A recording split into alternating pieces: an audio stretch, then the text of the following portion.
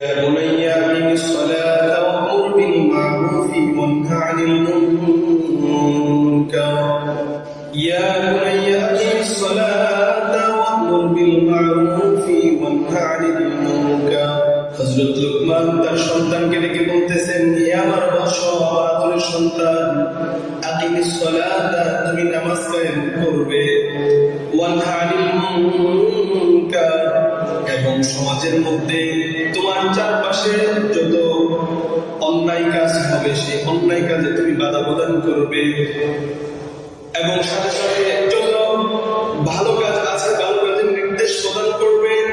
আল্লাহ পাক রব্বুল আলামিন এখানে দেখালেন যে পরিবারের মধ্যে নামাজের নির্দেশ কত জরুরি। আল্লাহ পাক আমাদের নবীকে নির্দেশ দিয়েছেন, এর মাধ্যমে সমস্ত বান্দাদেরকে আল্লাহ নির্দেশ দিয়েছেন।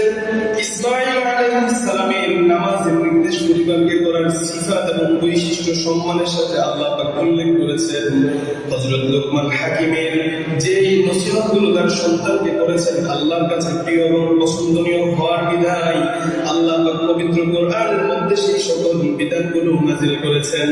এখানে লুকমান হাকিম তার সন্তানকে যেভাবে নামাজের নির্দেশ করেছেন, ঠিক তদ্রুপভাবে হযরত ইব্রাহিম আলাইহিস সালাম যখন তার বিবি হাজেরা স্ত্রী এবং তার শিশু সন্তান ইসমাঈলকে পবিত্র কাবাগৃহের কাছে এসে এক বিরান মরুভূমির মধ্যে রেখে যান, ওই সময় হযরত ইসমাঈল আলাইহিস সালাম এবং বিবি হাজেরাকে রেখে যাওয়ার কি উদ্দেশ্য ছিল, কোরআনের ভাষায় আল্লাহ পাক উল্লেখ করতেছেন। ইব্রাহিম আল্লাহকে ডেকে বলতেছেন, রব্বানা ইন্নী আসকানতু মিন যুররিয়্যাতি বিওয়াদিন গায়রি যী যার'ইন 'ইনদা বাইতিকাল মুহাররাম।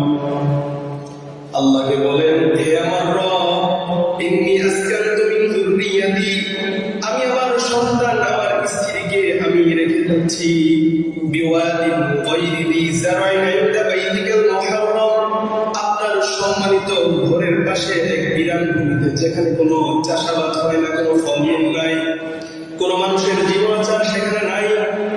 রব্বানা লিয়ুকিমুস সালাতা ফাজআল আফইদাতাম মিনান নাস, এখানে আল্লাহ পাক বলতেছেন, ইব্রাহিম বলতেছে তার উদ্দেশ্য কি, লিয়ুকিমুস সালাতা, মালিক যেন করে আমার এই স্ত্রী সন্তানরা নামাজ কায়েম করে। বলেছে সুবহানাল্লাহ।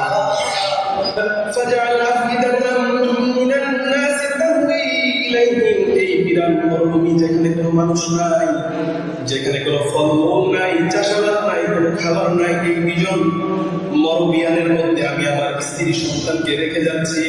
মালিক আপনি মানুষের